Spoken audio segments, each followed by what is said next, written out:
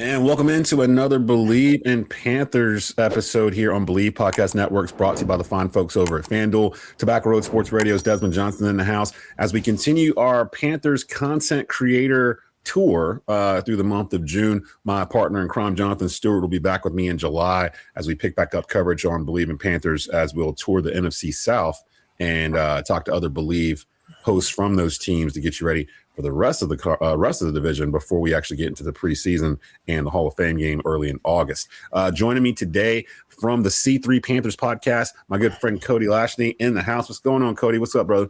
Desmond, long time no see, man. How you doing, brother?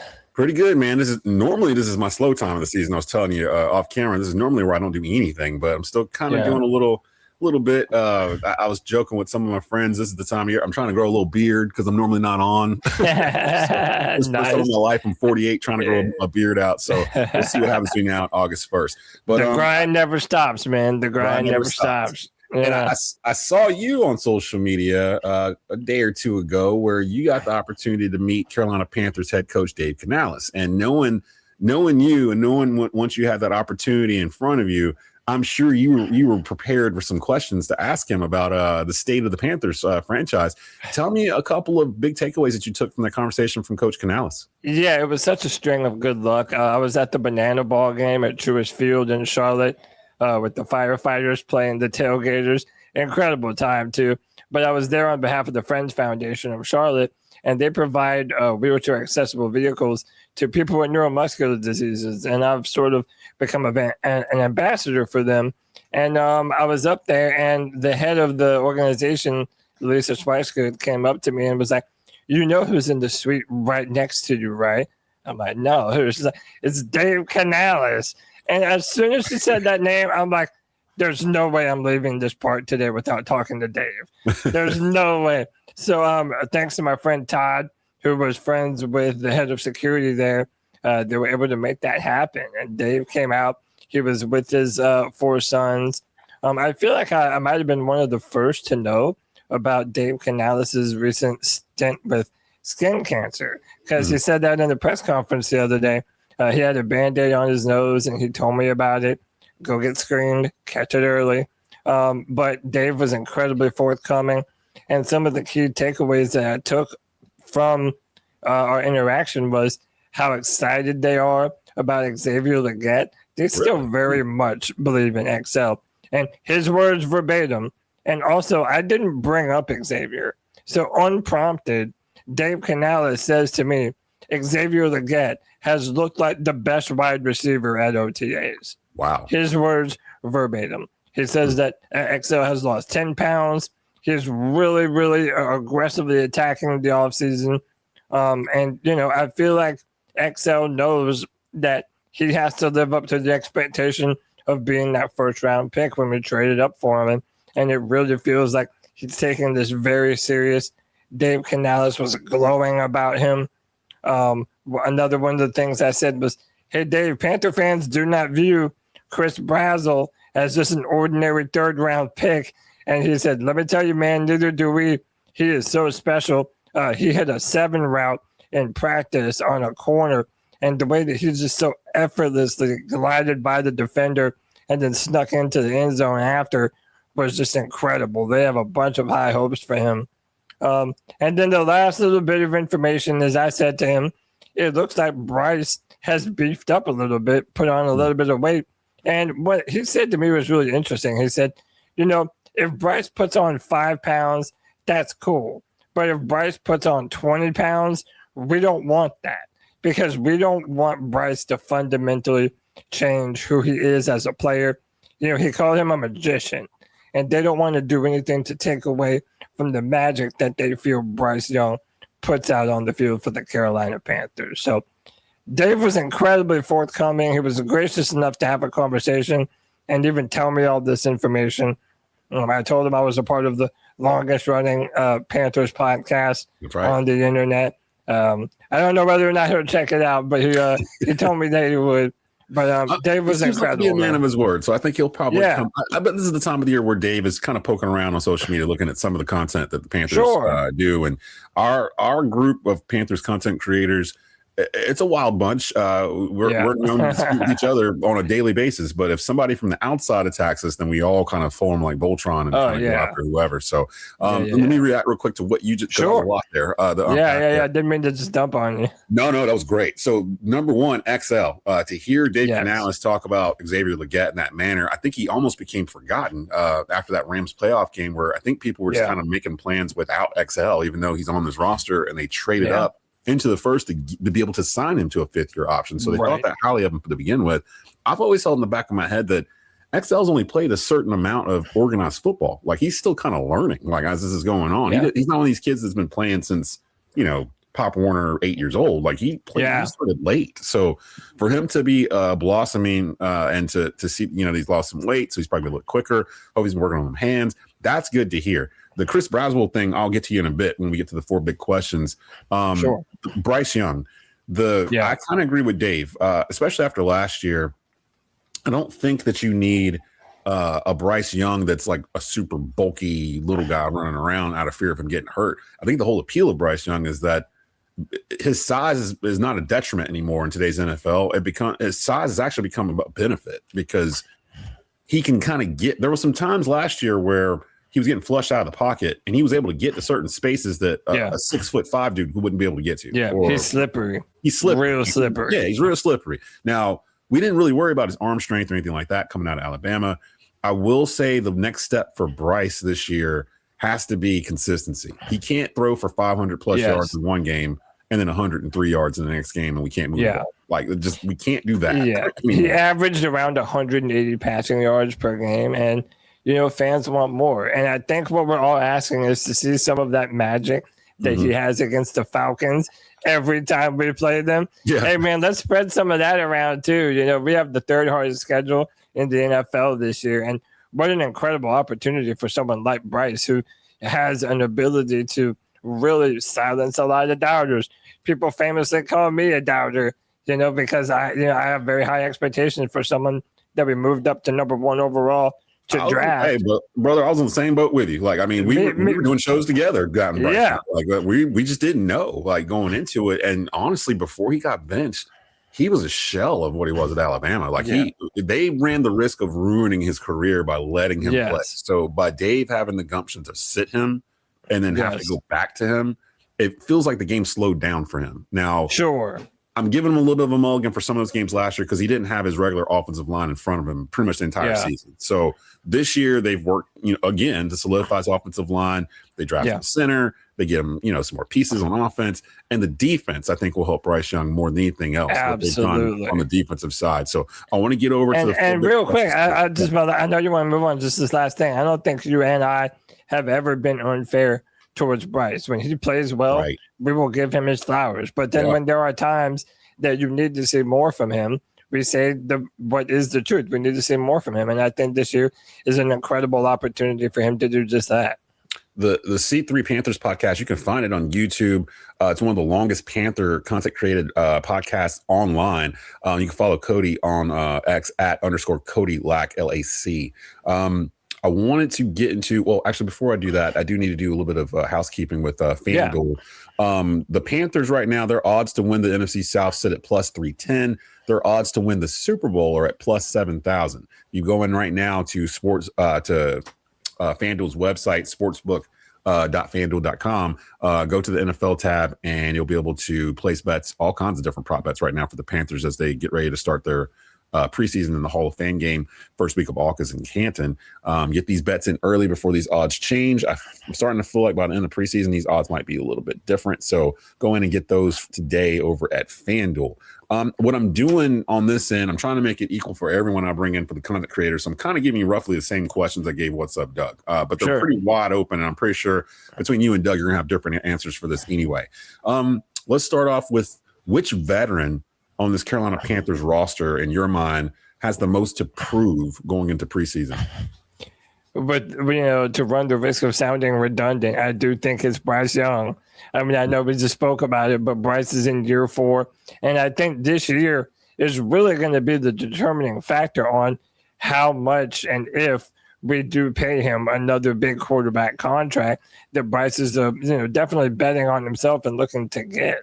I think this is a huge year for Bryce for all the reasons that I mentioned. But, I would also throw in Xavier Legette as well, for, again, the reasons that we mentioned. He was the 32nd overall pick in 2023, and he really has to prove himself to be a reliable number 2 wide receiver after Bryce and T-Mac collectively put up over 1,000 yards last season. And that's something that it looked like XL was going to be able to do in his first year, but then he sort of regressed back to the means. They really had a chemistry problem between the two, Xavier and Bryce, which is why I was glad to see them riding four-wheelers and going down to South Carolina and having a good time and building that camaraderie.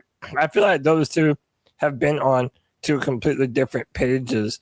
So, it's kind of a 2-for-1 answer there, Desmond, but Bryce and Xavier Legette, I think, really do need to have a breakout year this year. Bryce to get his 5th-year extension picked up. He's going into year 4. So this year in particular will be the year where Brant Tillis, Dave Canales, Dan Morgan will evaluate exactly how much they want to give Bryce Young, if they offer anything at all. Now, everything they've said about him is glowing, and he's their future, according to Dan Morgan. So I do expect him to get his extension. It'll be like mid 200 million, whatever, when we get to it. But Bryce needs to perform to justify that deal.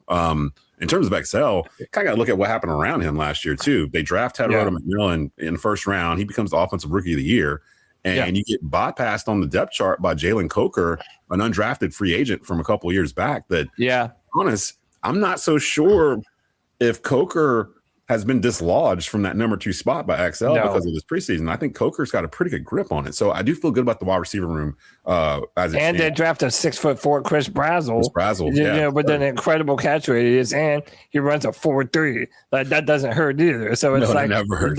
He has that competition breathing down his neck for sure. So that leads me to my next question. Which drafted rookie has a chance to start on day 1 in your mind, and why?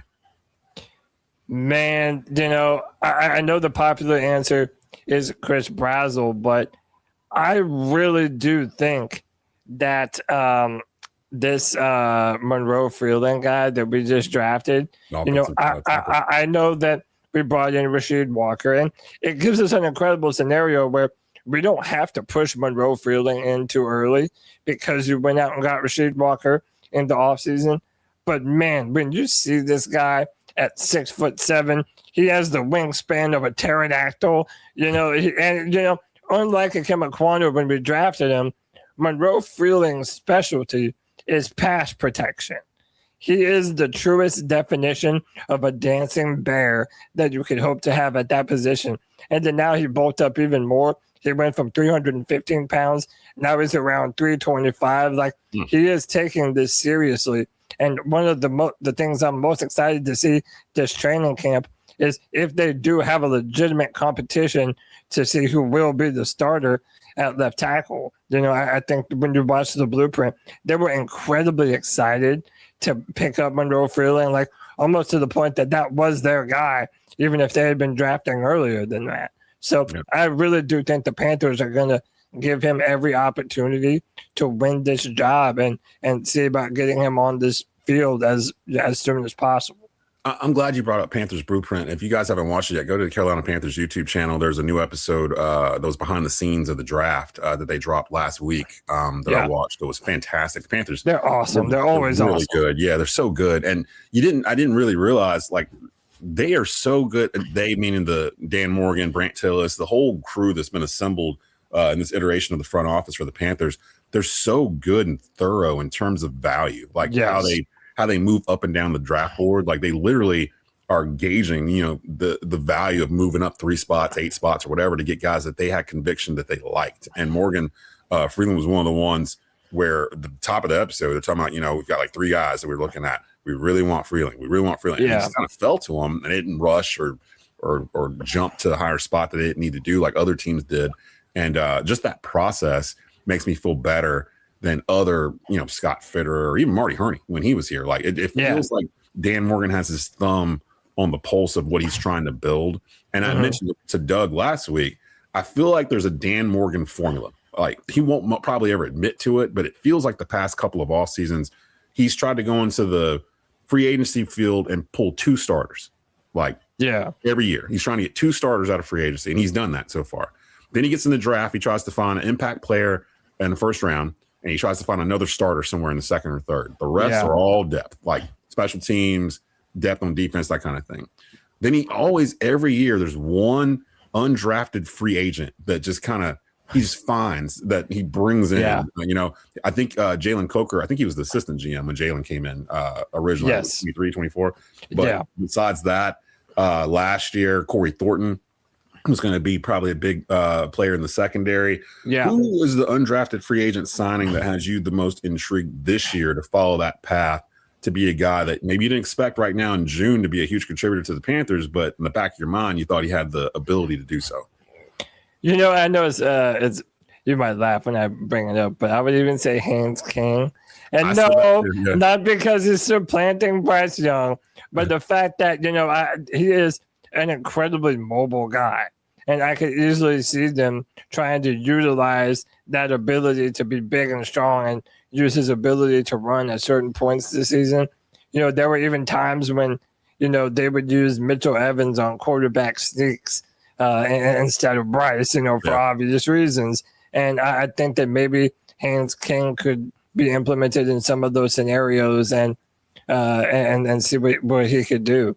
But that's the thing about undrafted free agents is that, there were fans of Jalen Coker, but nobody could have really, really expected that he was going to have the kind of impact that he did. Yeah, you know what I mean? So, I have no doubt that we'll find someone this year in the undrafted group that will emerge and make an impact on this team. And you mentioned Corey Thornton. I think he's probably going to be our starting nickel corner this year. I know we drafted Will Lee and we have some other guys on this team, but I really like Corey Thornton. I think they do as well. We saw him at times last year get into the rotation, and I think that he's going to look to build on that in year two. I will say, too, one thing with Dan, that he had to work on the offensive line and the defensive line first over the past 2 years. But now, especially this past offseason, it feels like depth has been the main thing. So I'm sitting here counting all these cornerbacks or whatever they have. We didn't even talk about Mike Jackson. We didn't talk about J.C. Horn, who's our best cornerback. You can never have too many, because even after those names that I named, Thornton, finished the season injured. J.C. Horn had some concussion issues.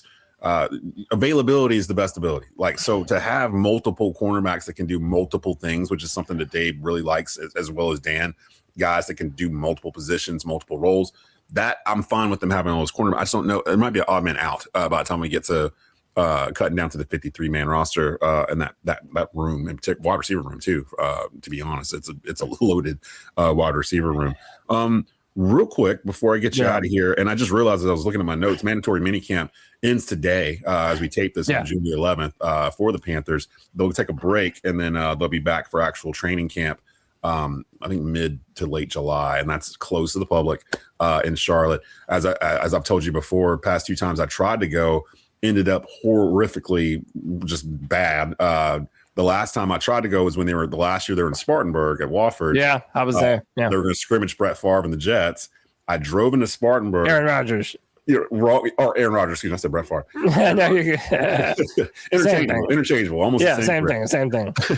I drove into, I guess, East Spartanburg, and no one told me when you're coming down 85 and you get off that first exit of Spartanburg, don't stay there. Every hotel was a seedy, bad. I thought I was going to die. Cody, I thought I was going to die. So I'm out there, and then the bad part was there was bad weather overnight into the morning. They canceled the practice that morning. So I wake up in Spartanburg, and the practice was canceled. So I had nothing to do. So you sent me to Monster Subs that was down in Spartanburg. Still to this day, one of the best subs I've ever had in my life.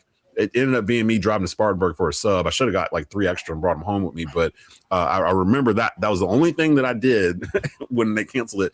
I got the word from you, hey, go check out Monster Subs. We do some shows there. Their subs are great. They hooked me up. It was so good. So I wanted to give you a shout out for that. Give me, before I get you out of here, now that we're out of mini camp and everything else, you're the biggest threat to the Panthers to win the NFC South in your mind right now as we stand in June. To me, the biggest threat's the Tampa Bay Buccaneers, because it was, they've won the division, the last 2 or 3 years, but minus last year, of course. And then it was still down to the Panthers and the Buccaneers at the end of the season last year. They drafted the guy from Miami, whose name escapes me right now. at edge, and I think that they're trying to reload.